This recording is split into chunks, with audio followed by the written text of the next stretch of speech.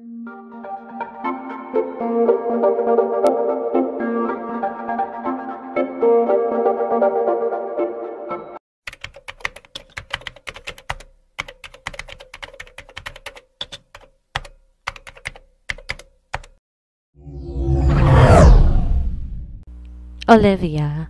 Tandang-tanda pa ni Christina ang pangalan nito. Ito ang tumatawag sa cellphone ni Gibson nung may sakit ito. Pangalan pa lang maganda na, pero higit pa pala sa pisikal na itsura. Para tong modelo na nabuhay mula sa isang magazine. Maganda, matangkad, maputi, makinis, sexy at talatang galing sa isang buena familia. Hakap na hakap ang korba ng katawan sa suot nitong bodycon dress. Idagdag pa ang dibdib nitong parang puwet ng bata. Insecure na nga siya kay Bianca, may Olivia pa. Pakiramdam niya, durog na ang self-confidence niya. So you two are living together? Kaswal na tanong ni Olivia. Nakaupo ito sa single-seater sofa paharap kay Gibson. Kahit sa simpleng pagkakaupo lang nito, sosyal na sosyal. Maging ang pagkakahawak ito sa baso ng whiskey na panaka-naka nitong sinisimsim ay animo siya nanonood ng isang commercial sa TV. No, yeah. Napapakamot sa ulong sagot ni Gibson. I mean, yeah, we're living together, but not the way that you think. Dagdag nito. That's surprising. Sumandal si Olivia sa backrest at nilipat ang tingin kay Christina. Sa pagkakaalam niya, hindi nagpapatuloy ang binata ng babae sa bahay nito, much more living in the same roof. Well, she knew two women that spent a day or two on his place, but the girl in front of her? She licked her lower lip as a thought crossed her mind. Anyway, I won't take long. Binisita lang talaga kita when I accidentally bumped Eric few days ago and told me you're finally back. Let's go out sometimes. With Christina, of course. Sabi nito sabay tingin sa dalaga na napatuwid ng upo katabi ni Gibson. That would be nice. Thanks for dropping by. Tumayo si Gibson at Christina upang ihatid sa pintuan si Olivia. Hindi nakaligtas sa mata ni Christina ang pagpisil ni Olivia sa balikat ni Gibson nang huminto sila sa bungad ng pintuan. Ngumiti ito na mapang-akit, saka tumango sa gawi niya. Nang makaalis na ang bisita, walang salitang tumalikod na si Christina. Dumiretso siya sa kusina upang maghanap ng pupwedeng iluto para sa hapunan. Hindi siya manhid para hindi mapansin ang lantarang pangaakit ni Olivia kay Gibson kahit pa naroon siya. Hindi siya manhid para hindi makita na may gusto ito sa binata. Need some help? Tanong ni Gibson na makita niya si Christina na nagpe-prepara ng lulutuin. Tumaas ang kilay niya sa pagtataka nang tapunan lang siya nito ng tingin, tsaka muling binaling ang atensyon sa hinihiwang kulay. Lumapit siya dito at mula sa likuran nito, tinukod niya ang mga kamay sa pagitan ng bewang at braso nito. Anong iniisip mo? Tanong niya bago agawin dito ang kutsilyo. Pinatong niya ang baba sa tuktok ng ulo nito habang pinagpapatuloy ang pagdadice sa gulay. Naging girlfriend mo ba siya, Gibson? Sa mahinang boses ay tanong ng dalaga. Kailangan pa niyang humugot ng lakas ng loob para maisatinig ang tanong na yon. Di naman siguro masama kung magtatanong siya ng tungkol sa nakaraang mga relasyon nito, hindi ba? What made you think so? Maganda siya? Kagatlabing sabi niya. So are you. Baliwalang sabi nito, nangingiti. May gusto siya sa'yo, kitang-kita sa kilos niya. May dieng ani niya. Naglapat ang labi ni Christina nang maramdaman ang impet at bigel na tawa ni Gibson mula sa kanyang likuran. You are just jealous. Hindi umimik si Christina dahil sa pagragasa ng hiya sa katawan niya. Masama ba yon? Pinaharap siya nito ang nanunukso ang ngiti na nakaguhit sa labi habang di naman makatingin ng diretso dito ang dalaga. Olivia is just a friend of mine. Nakilala ko siya more than 2 years ago. Maybe you're right that she liked me, but the question is, do I like her? Tameme si Christina. She's one hell of a beautiful woman. Yeah, anas ni Gibson habang marahang pinipisil-pisil ang batok niya. Napahugot ng malalim na hininga ang dalaga nang mas dumikit ang katawan nito sa kanya. But she is not you. Pagtatapos nito, buong akala niya hahalikan siya ni Gibson dahil titig na titig to sa labi niya. Pero sa pagkadismaya niya, ngumiti lang sa kanyang binata, saka siya muling iniharap sa kanya, hinihiwa niya. Now, let's make dinner. I'm starving. Sabi nito sabay layo sa kanya patungo sa rice cooker. Takang nasundan lang niya ng tingin ang binata. Nakagawian na ni Christina na bumangon ng maaga upang makapaglinis at makaluto muna ng almusal bago sila pumasok sa trabaho ni Gibson. Habang ang binata naman naabutan niyang nag-workout gamit ang monkey bar sa workout room nito. Hinahatid siya nito sa shop at pagkatapos susunduin o hindi naman kaya magpapadala ng taxi doon upang makauwi siya kapag hindi to available. Pero iba ang araw na yon. Nakapambahay lang si Gibson na halatang hinihintay lamang siyang makatapos ng almusal upang ihatid sa trabaho. Wala kang trabaho ngayon? Hindi na nakatiis pa, tinanong niya. Speaking of trabaho, hindi niya na itatanong kung anong trabaho nito sa Maynila bukod sa part owner ito sa beach resort sa Palawan. Mula sa pagkakatutok sa laptop na nasa ibabaw ng mesa habang nagkakape ito, nagangat to ng ulo sa kanya bago umiling. Saka muling tinuon ng atensyon sa kung ano mang ginagawa nito. Nope, I have somewhere to go after I drop you off to work. Okay. Gusto sanang itanong ni Christina kung saan, pero ayaw niya na magmukhang usyosera. Matapos niyang magagahan, muli siyang pumanhik sa kanyang silid upang maganda na sa pagpasok sa trabaho. Nang muli siyang bumaba, naroon pa rin si Gibson sa mesa. May kausap na ito sa cellphone nito pero di niya masyadong naiintindihan ang usapan dahil bukod sa Ingles ay ang bilis nitong masyado magsalita. Mula sa kinatatayuan, pinagmastang mabuti ni Christina si Gibson. Parang may mali o paranoid lang siya. Seryoso tong nakikipag-usap. Panakanakang magsasalubong ang kilay at manliliit ang mata. Pagkatapos bubuntong hininga na ng malalim. Marahil ay nararamdaman nito ang presensya niya, kaya lumingon to sa gawin niya. Pansin niya ang gulat nito kaya patay mali siya. Kunwari kadarating na lang doon, kaya ngumiti siya na ginantihan naman ito. Walang pasubaling pinatay nito ang cellphone, baka nga hindi na nagpaalam sa kausap. Let's go? Tanong nito kaya tumango siya. Tahimik si Gibson habang nagmamaneho at parang may iniisip kaya hindi na nagsalita pa ang dalaga. Nang huminto sila sa tapat ng shop, kinlas ito ang seatbelt niya, inabot ang handle ng pintuan sa gawin niya upang pagbuksan siya. Hindi gaya ng dati na bumababa ito para ipagbukas siya. I'll be home late, Christina. Don't wait for me. Lock the door. I have my key. Sabi nito na halos ikinanganga ng dalaga. Nang bumaba siya sa sasakyan, wala man lang, bye, o hindi naman kaya, see you later, Tin, na lagi nitong sinasabi matapos siyang halikan sa noo. Naiwan siyang mabigat ang pakiramdam dahil doon, baka naman nagiging OA lang siya masyado. Gayunpaman, tinoon na lang niya ang buong atensyon sa trabaho. Mabuti na lamang at naroon si Bianca na nakikipagkwentuhan sa kanya o hindi naman kaya ay si Lorraine na tila walking tabloid sa dami ng chismis na dala kaya nalilibang pa rin siya. Hindi gaya ng sinabi ni Gibson na late na nga itong makakauwi. Hindi ito umuwi ng gabing yon. Magdamag siyang naghintay pero tumilaok ng manok sa cellphone niya, wala pa rin ni Anino ng binata. Gibson? Gulat na bulalas ni Ralph nang bumungad sa harap niya ang kapatid. Kasalukuyan siyang nasa klinik at namamahinga muna bago umuwi matapos ang magdamag na duty niya sa ospital. Good morning, Ralph? Gibson rolled his eyes from his brother's reaction. What a surprise! I did not expect you to visit me here. Mabutit di pa ako nakakaalis. Diretsyong pumasok sa loob ng klinik si Gibson saka pahintamad na naupo sa receiving chair. Nagtungo naman si Ralph sa coffee maker, nagsali ng 2 tasa ng kape. Bakit tita ka dumiretso at hindi sa bahay mo? Inilapag ni Ralph ang tasa ng kape sa harap ni Gibson. Sapon nito ang sentido at mukhang wala pang tulog. Truth be told, nagulat talaga siya sa pagdating nito. Mabibilang niya sa daliri sa kamay ang naging pagtalo nito sa kanya na madalas na uuwi sa pagtatalo. I don't know either.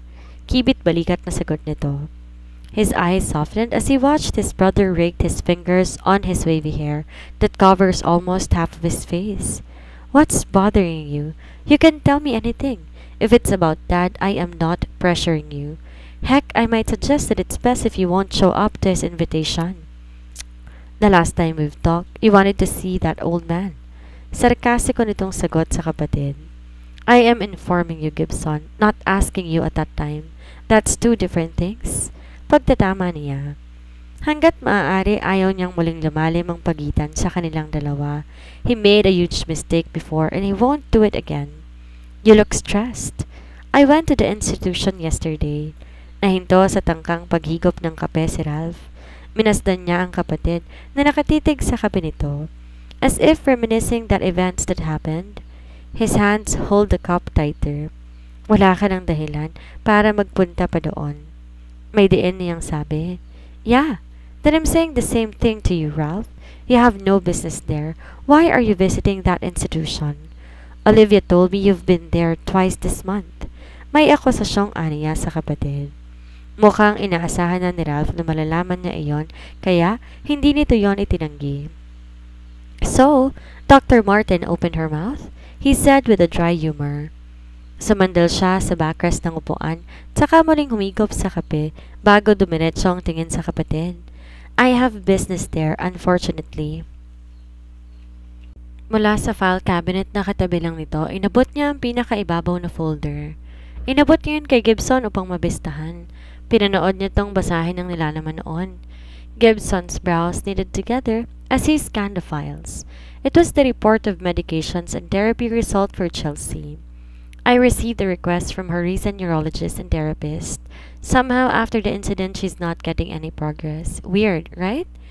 Nangunot lalo ang noo ni Gibson dahil doon. Personal niyang nakita si Chelsea sa gilid nito at kahit hindi siya doktor, he can tell by just looking and observing that the girl is not getting well. Perhaps para pa nga itong lumalala. So I'm asking you, Gibson, focus on yourself.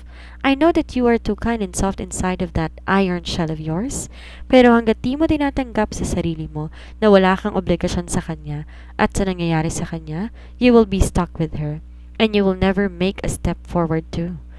I can't just leave her, Ralph. Nahihirapang amin niya. May pinagsamahan din naman sila ni Chelsea, and the fact that he knew her side story does not help to cast himself away from her. Chelsea is more than just an unstable girl, kaya kahit malaki ang naging kasalanan nito sa mga kaibigan niya, hindi niya pa rin magawang balewalain to sa buhay niya. Maybe Ralph is right. He felt that he have an obligation for her. I know. That's why I'm here, Gibson. Nagtatakang tinignan niya ang kapatid. Nakangiting inabot nito ang balikat niya at marahang pinisil. I am still your brother. I know when something is wrong with you, and I know that you are stubborn as hell. I will see what I can do with that girl. Give yourself a break, Gibson. Di makapagsalita si Gibson sa gulat. He just stared at Ralph with that surprised look on his face. And one more thing. If you wanted to visit that girl, make sure that I am there. Why? Takang tanong niya. Let's just say I don't want you to be in any danger again. Tama nang nawalan ka ng isang binte.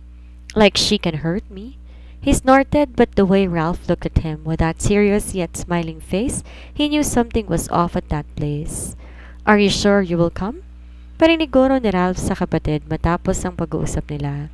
Tinutukoy nito ang imbitasyon ng ama nila para sa isang hapunan sa darating na linggo. I'll just give it a try. Kapag hindi ko nagustuhan ang karakas ng mga taong yon, hindi ako magdadalong isip na umalis. Fuck with manners and shit. Kiwit balikat na sagot niya ay kinangisi ni Ralph habang nakasunod sa likuran niya upang ihatid siya palabas sa klinik nito. That's what I thought so. Anyway, I'll see you on Sunday then. Yeah. Oh, Ralph. Lingon ni Gibson sa kapatid nang nasa bungad na siya ng pinto. Thanks. Aniya pero nagulat pa siya nang guluhin nito ang buhok niya pagkatapos ay yakapin siya. His body stiffened from that sudden action but eventually warmed his heart. He smiled. He got a brother, Ralph. Yeah, and Carlton. Nabura ang ngiting iyon na maisip ang isa pa niyang kapatid. That annoying brat? Kadiri ka? Aniya nang pakawalan siya ni Ralph. Tumawa lang to sabay suntok ng mahina sa dibdib niya. Brothers can hug each other too, you know? Whatever. I am leaving now. Paalam niya dito sabay talikod. Don't forget to bring Christina with you. Habol pa nito. Hindi na siya sumagot. Speaking of Christina, tiningnan niya ang suot na relo. Past 9 a.m. na. Siguradong nasa shop na ito nila Bianca. Kanina mo pa sinisipat ang cellphone mo. Tawagan mo na. Umiling si Christina sa suhestyon ni Bianca habang matama na nakamasid sa asawa nito kaya naman hindi siya mapakali. Tatawag naman siya kung may oras siya. Labas sa ilong na katwiran niya. Then stop fidgeting around. Stop being so damn rude, Joseph. May pagbabantang sabi naman ni Bianca sa asawa. I am not being rude. Taas ang kamay na sagot nito. Sa totoo lang, sanay na yata si Christina sa pinapakitang ugali sa kanya ni Joseph. May rason ito kung bakit malamig ang trato nito sa kanya at iniintindi niya yon. Mas malala pa nga ang pagtatratong nararanasan niya dati sa club at sa tatay deli niya, kaya ano na lang ba na magbingi-bingihan at magbulag-bulagan sa asawa ni Bianca. You won't be sleeping with me tonight, Joseph. I swear that attitude of yours is getting on my nerves. Kaibigan ko si Christina, so at least be civil and set aside that suspicious thoughts. She is not Chelsea. Napipika ng ani Bianca. I am not saying that she is. Then you are showing it. Don't you dare deny it. It is okay to be worried with your friend. We all are, but you are being unfair. Get over it already. Gulat na pinanood lang ni Christina ang dalawa. Mabuti na lamang naroon sila sa office kaya walang ibang nakakarinig. Bianca looked so upset and mad. Walang salitang lumabas ito na isinara ang pinto.